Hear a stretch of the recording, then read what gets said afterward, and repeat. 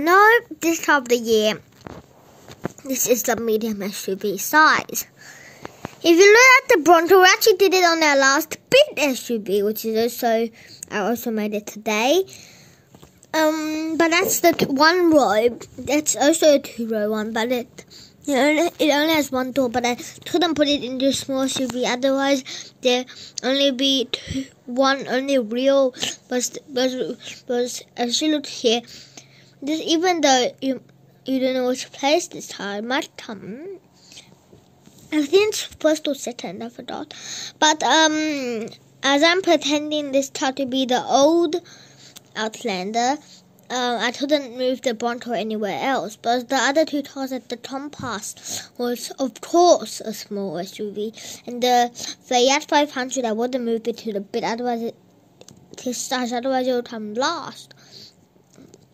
Was in that she moved it to a different place, which will be not too surprising for you, but it also will be surprising.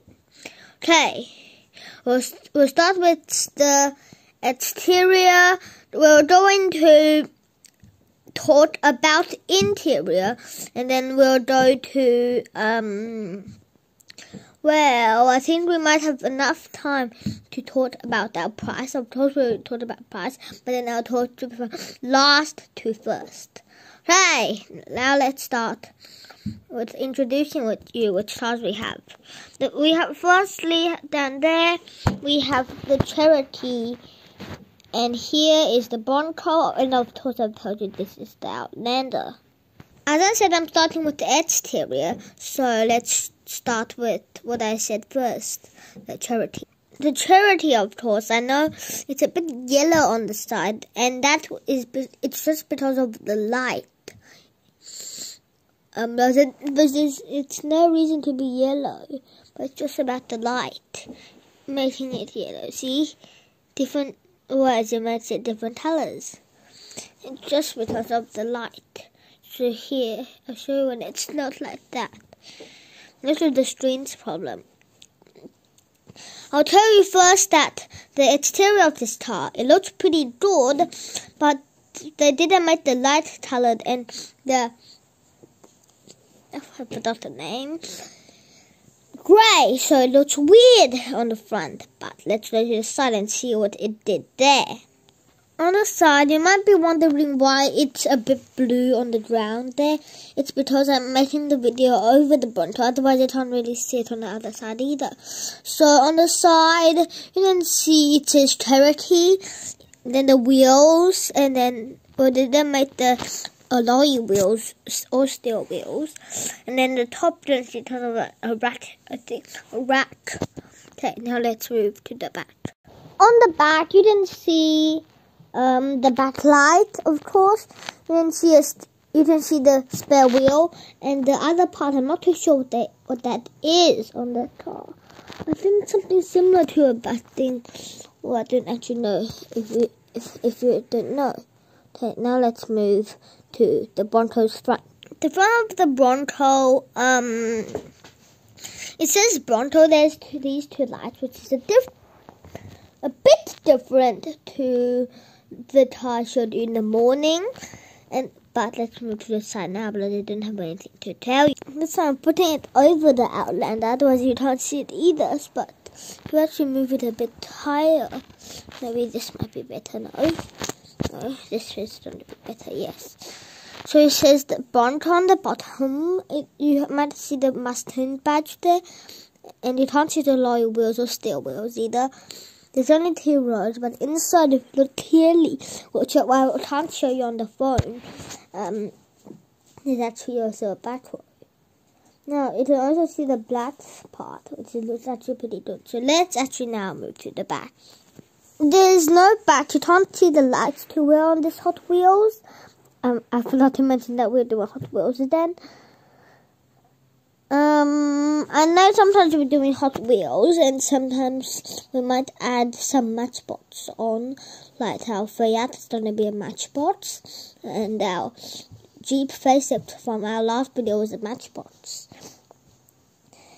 On the back, you can see the back spare wheel, but there's nothing really else to show you on the back. Okay, so now I can show you the Outlander.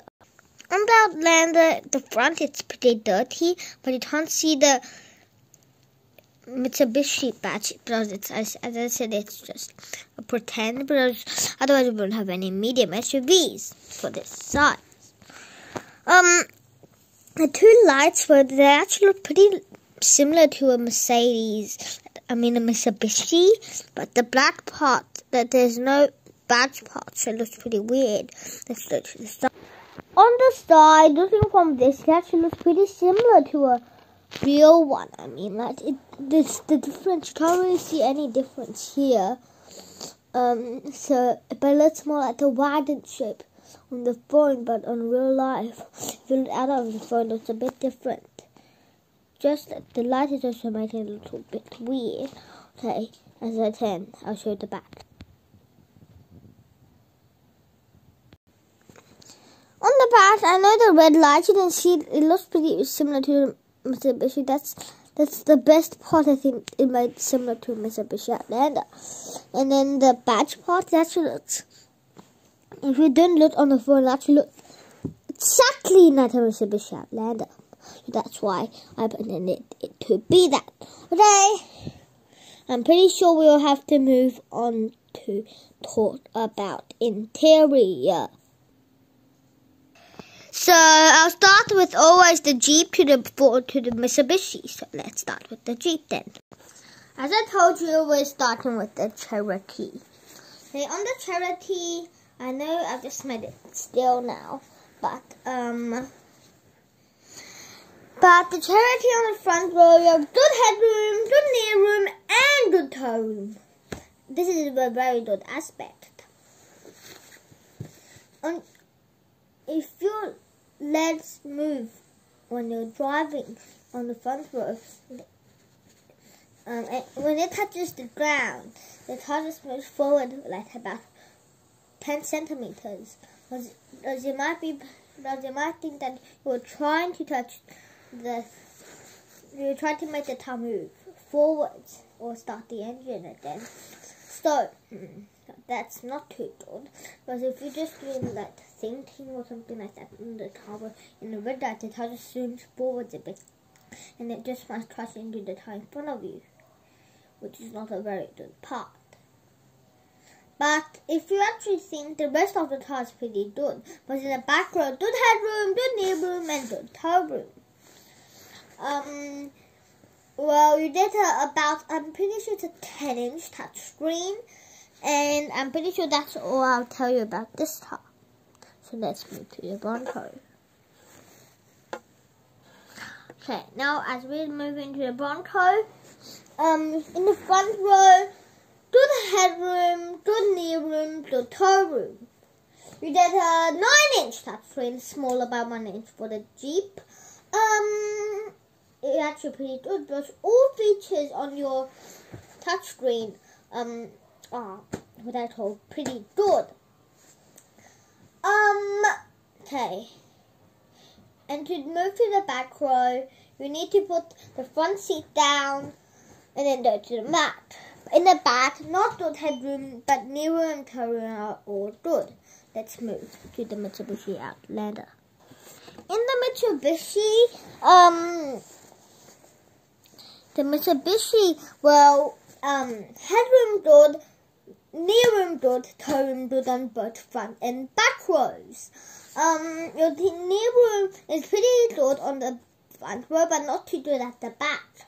If you actually look at toe room, they're good on both sides.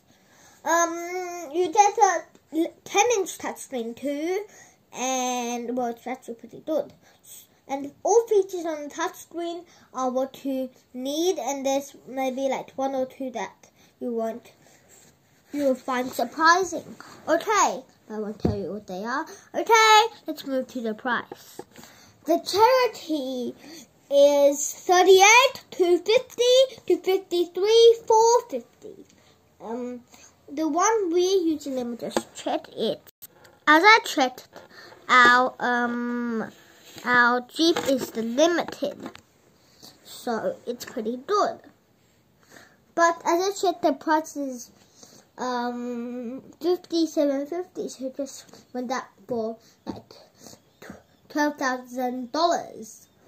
Now let's move to the Bronco. As I said about our SUV, I'm pretty sure I said it was about like maybe 8 something to 10 something, and it might be a bit more expensive because it's not in sale right now in Australia. Well, in this size, coming to Australia, I can think of the Havel tank, which I'm pretty sure will arrive next year.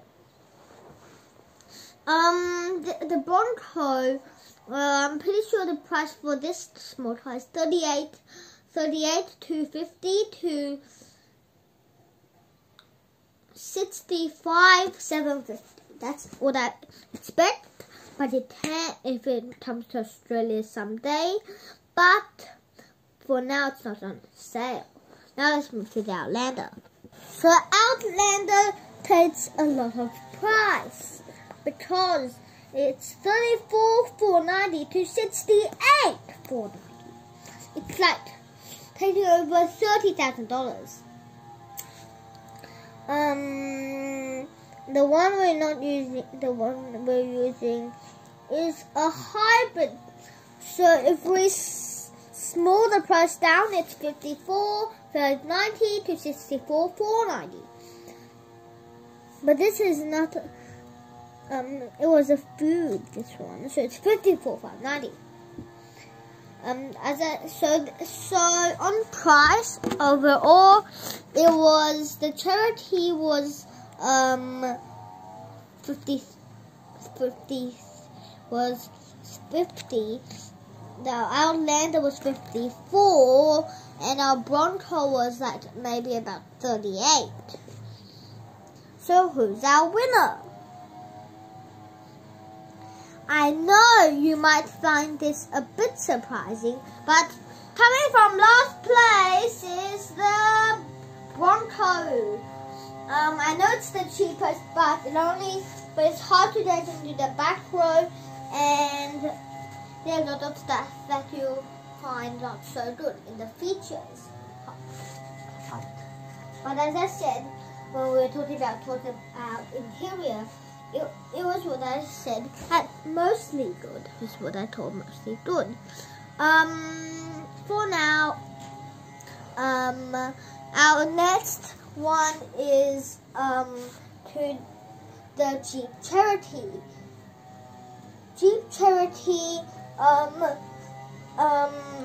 Well, it's time to second place, and that leaves us. Well, before I talk about first place, our Jeep Cherokee is actually pretty good. It's a favorite in the 70s for America, but for us, it was actually a pretty good favorite in the 2010s. In Australia, the best year it was sold was about 2017 to 2019, because they sold about a similar amount. But in 2019, it rose up to like about more than 10,000. But when 2020 came, and the Cherokee, the Jeep Cherokee, the Grand Cherokee came.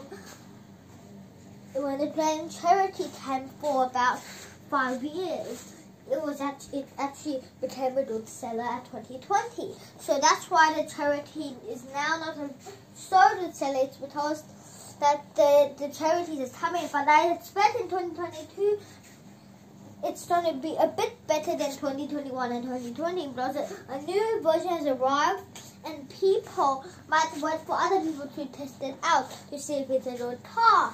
Now those are the end of the Grand Cherokee, like the end of the 2022 version, and before the new version comes out, people are going to backhill up the Cherokee, but that's when the Cherokee is going to look a bit different. So that leaves us out to Mitsubishi Outlander at first place. Nearly the boot space and all of its dimensions is pretty good. Interior space, it's all pretty good. If you look at the interior, it's actually very good. Which I say I did it all boxes ticked off, and that's why I kept it for first place. And the other two cars were for like off-roading, and most people, in Australia, now we're making the video Sydney, there's not a lot of off-roading places, and it's far from desert. So that's why I chose the Mitsubishi, because not a lot of people off-road in Australia, and in Sydney, but in a desert part when if people live near this, they might for maybe when it's not too hot, they might actually use these cars to off-road there.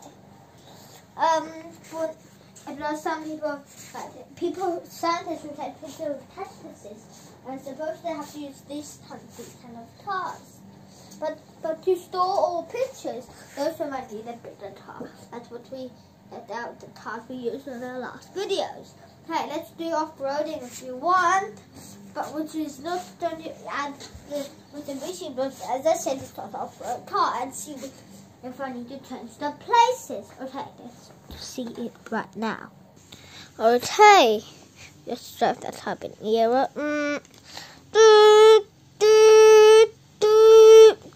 Okay. Now let's see who's better. First, we'll start with this car.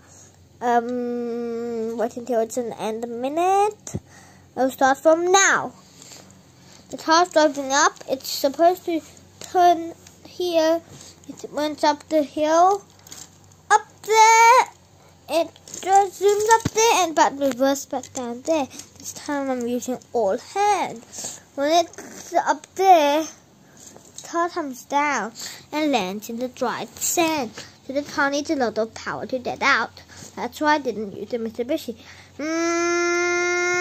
See that the car, the front is actually got out, but the back, and then that one, another wheel in, but then that wheel's out, and then there's top speed, and then actually got their whole car out, which is very surprising, which took 44 seconds. Okay.